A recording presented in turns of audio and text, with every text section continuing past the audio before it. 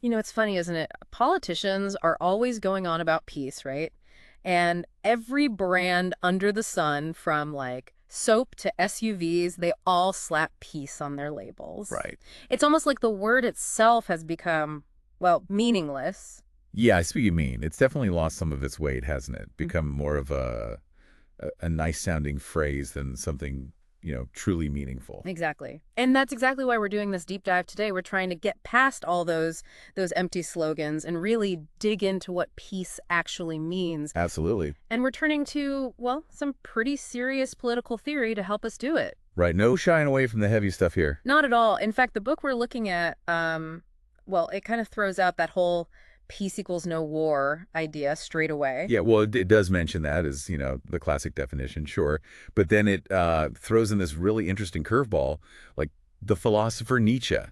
He actually argued that war, with all its awfulness, could be a catalyst, you could say, for a society to grow. Okay, I see what you mean. It sounds a bit crazy on the surface, doesn't it? Like, how could anyone see war as a good thing? But but maybe it makes us think about what we even mean by growth, you know? Mm. Is it always about progress, innovation, even if it comes with a really terrible price tag? That's the question, isn't it? And the text, it takes it even a step further, actually. It suggests that even the very desire for peace, it's a pretty recent thing in human history when you think about it. Hmm. Which sort of makes you wonder, what did people even aim for before peace became like this driving force? Hmm. Were there other aspirations, other big goals that came first? That's a great point. It's like we assume everyone throughout history has always longed for peace, but what if that's not quite right? What if how we see peace today is really a product of specific things that happened in history? Exactly. Yeah. It challenges us to think about how the idea of peace itself has evolved. Right. But even when we get to a definition we can sort of agree on, the text argues that just calling it peace, just calling it the absence of war, is way too simplistic. Okay. And that's where it introduces this idea of structural violence. So let's break that down a bit. Structural violence, it's basically talking about the systems, the inequalities that are like baked into a society, even when there isn't, a war going on in the streets. Exactly. It's about how some groups of people are, well, systematically disadvantaged, Right. denied opportunities, harmed even, not necessarily by like soldiers with weapons, but by the very structures that, govern their lives. Right, and the text uses some pretty powerful examples to show this. Like it talks about the caste system in India, where people were literally born into a life of advantage or disadvantage just based on, well, their family history. And even though it's officially banned now, that legacy, that system, it still affects millions and millions of people. It does. It's a really stark example of how deeply ingrained structural violence can be Mhm. and how tough it is to truly dismantle. And, this isn't just limited to one culture or country or anything.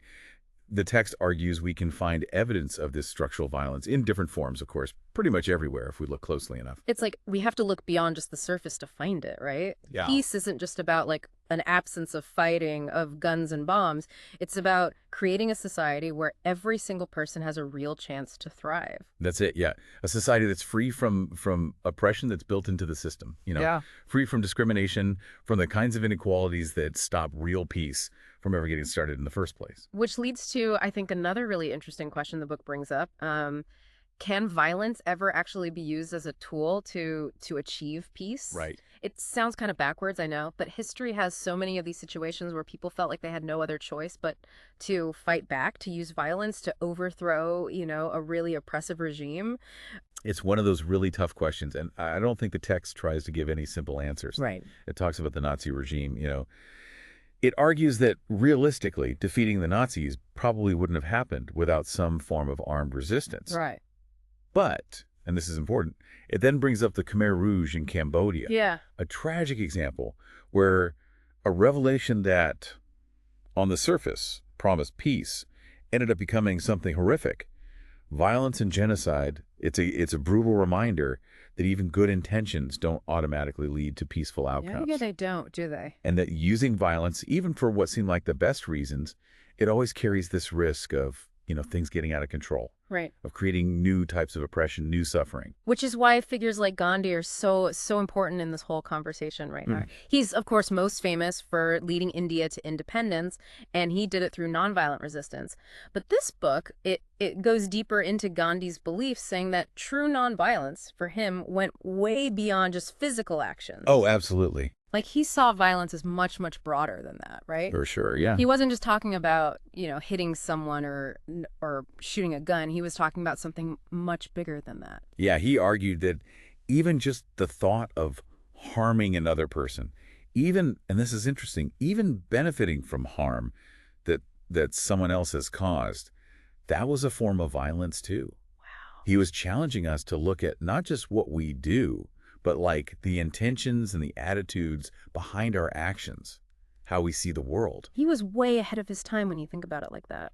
He really was. It makes you think, doesn't it? Mm. About like, if even our thoughts can be a kind of violence, how can we ever expect real peace when, well, you've got all these separate nations, each one looking out for itself with its own goals and all that? It's like there's this built-in system of competition, isn't there? The book even says that having all these different countries, it actually makes true global peace like almost impossible. Yeah, it does make it a lot harder, that's for sure. Right. And the example they use, it's the Iraq's invasion of Kuwait back in 1990. Right. On the surface, Iraq's argument was basically, hey, we're just taking back what was ours to begin with.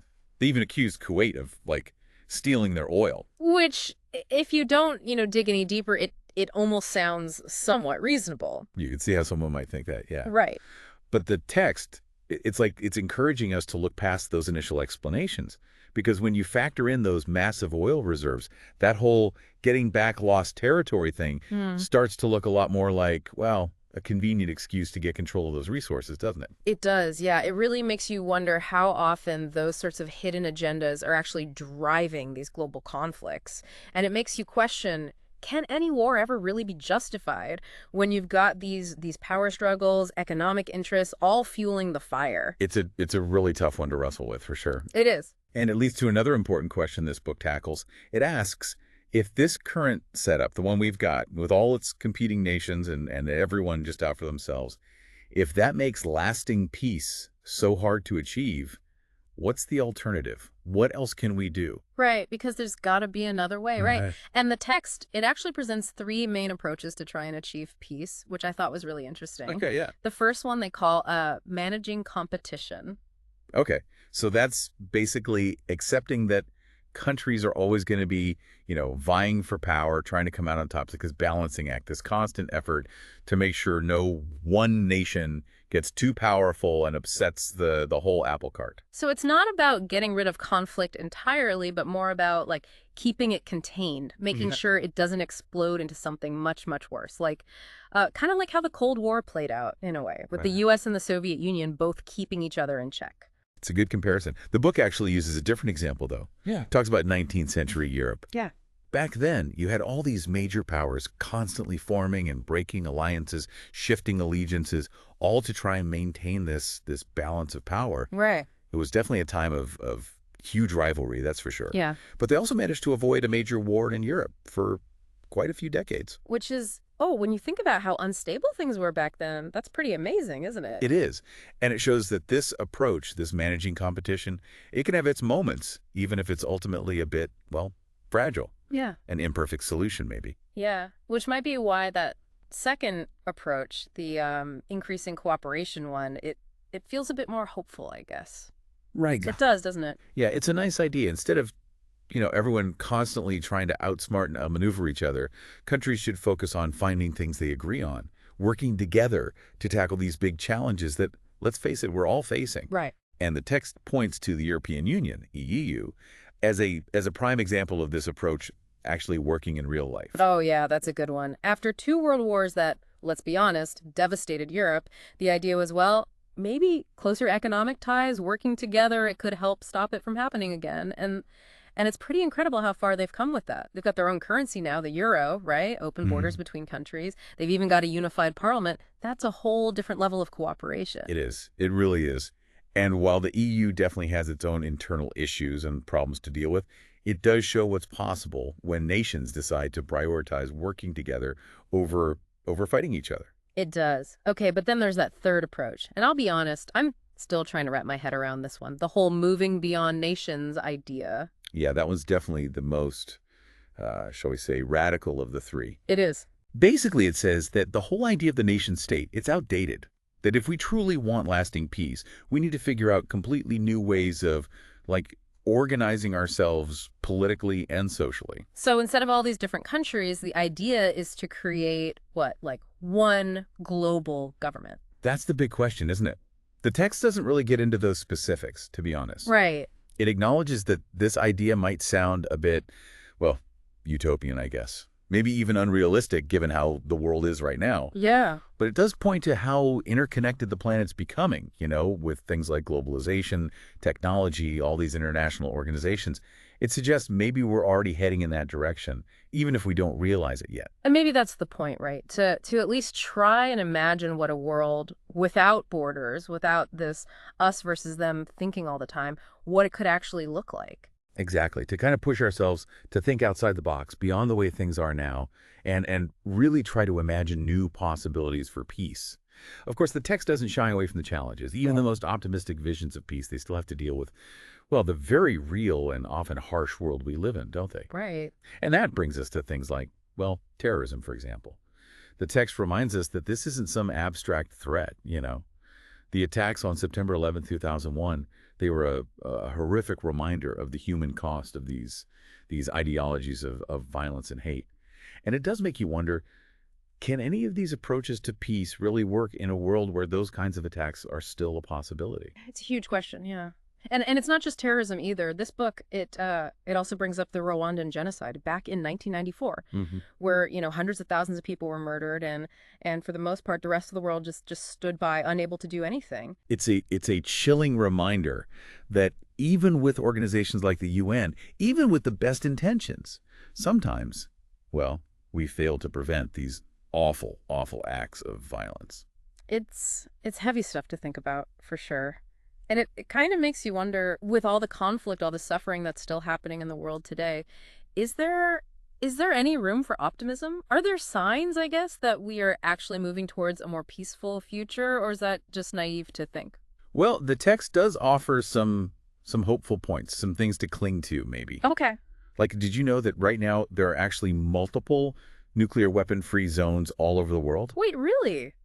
I did not know that. Yeah, it's true. Entire regions like Latin America, the Caribbean, Southeast Asia, they've all officially banned nuclear weapons from their territories. Wow, that's actually really encouraging to hear. I mean, it shows that even with something as complex as potentially dangerous as, well, nuclear weapons, progress is possible. When countries can come together, agree to find a safer way forward, it can actually happen.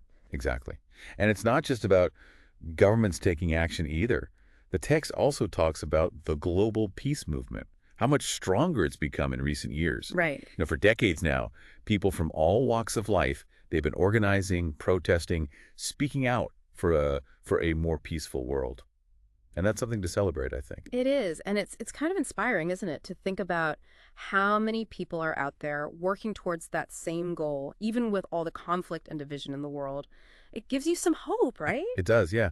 And what I find really interesting is how the peace movement, it's not just about preventing wars anymore. It's about tackling those root causes of conflict we talked about earlier. Mm, The poverty, the inequality, the discrimination. It's about recognizing that true peace, lasting peace, it requires more than just putting down weapons. It means building a world that's more just, more equitable, a world where everyone has a chance to thrive.